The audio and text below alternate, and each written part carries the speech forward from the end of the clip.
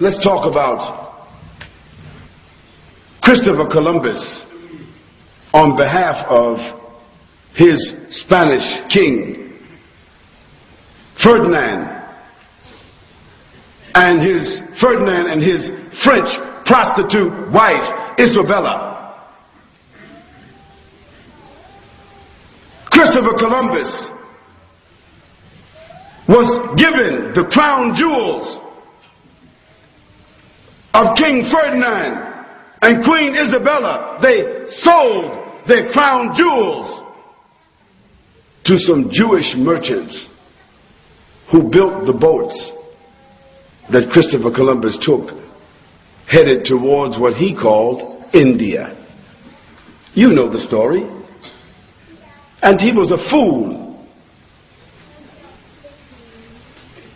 And those Jewish navigators who were on the boat with him, they knew that he was a fool. And they knew that once they got out on the ocean, they could not drink the ocean water. But he was a fool. He didn't know that you could not drink the salt water.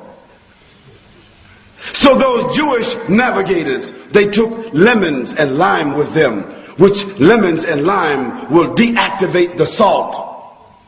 So they used to drink it and desalinate the water. But they allowed Christopher Columbus and his crew to drink the water, and they caught something called rickets. And most of them died. So those Jewish navigators, they took him where they wanted to take him, which was what we call now the Americas. Because those Jewish navigators, that's where they wanted to go. Because they had the maps from the Muslims. So they knew where to go. Because they had lived with the Muslims in Spain for more than 600 years. And they knew how to sail the ocean. And they arrived at a place called the Americas. But Christopher Columbus, he survived. But the fool that he was, he still called the place India. And so even today, how arrogant they are, they still call the people in my country, the native people of my country, they still call them Indians. And let me tell you, after Christopher Columbus came back and claimed that land for King Ferdinand and Isabella, they sent more ships. And within 150 years,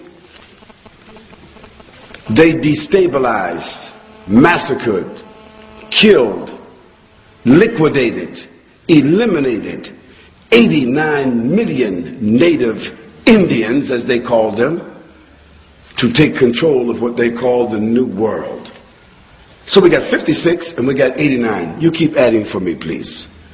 And what did they do? They inflicted systematic attacks and assaults with their weapons and their ships and their boats and their armies upon individuals and places within human populations with the purpose of instilling fear and trauma. And what is that definition? Terrorism. Their definition. It's not Khalid's definition.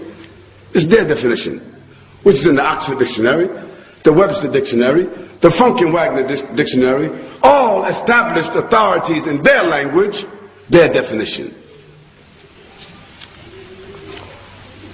And after them came the French.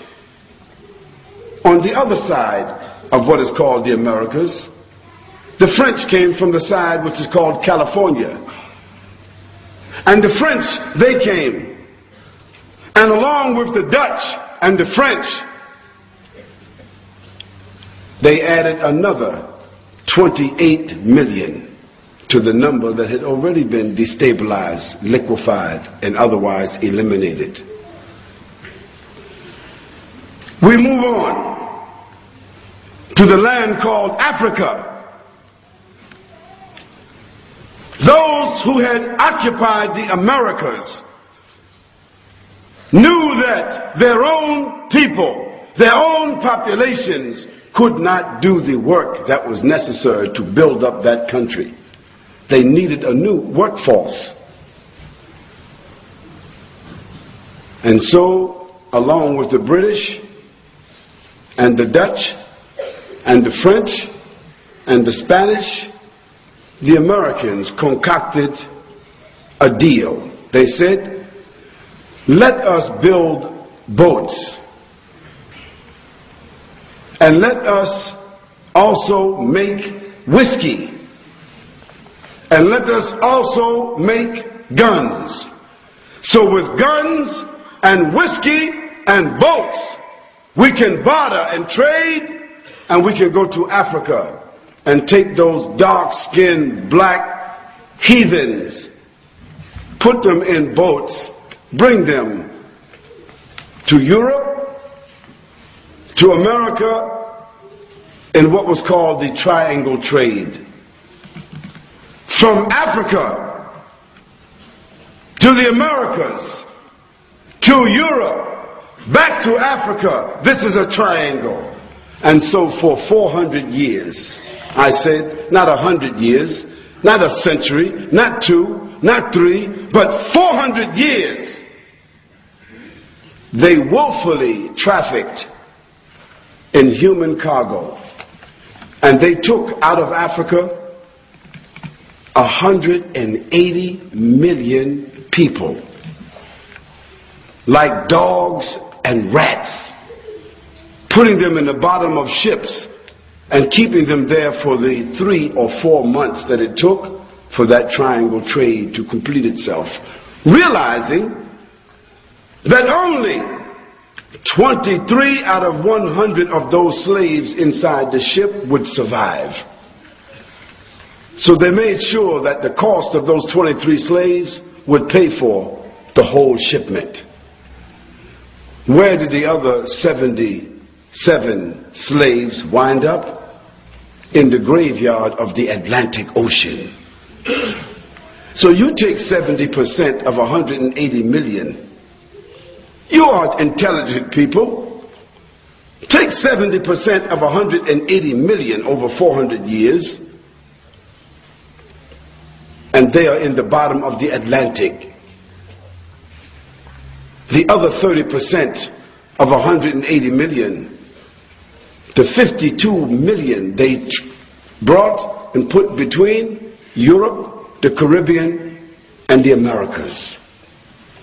So now you add 180 million to already 86 and 17 and 59. Somebody just keep adding. And let me give you the definition of what they did. The act of inflicting systematic attacks and assaults upon individuals and places within human populations with the purpose of instilling fear and trauma. And what does that mean? Terrorism.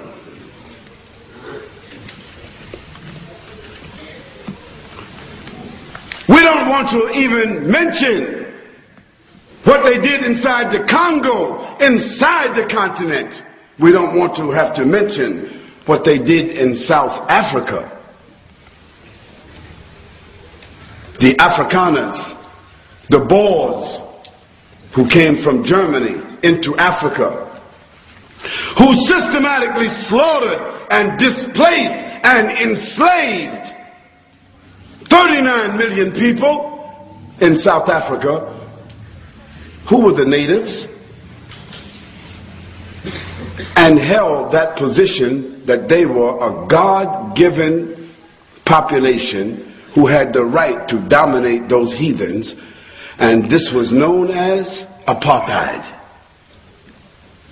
And the world, the United Nations, accepted it all the way until how long ago? Just 8, 9, 10 years ago, apartheid was an acceptable form of government in the world. Although it came out of what kind of action? The act of inflicting systematic attacks and assaults upon individuals and places within human populations with the purpose of instilling fear and trauma. What is that definition?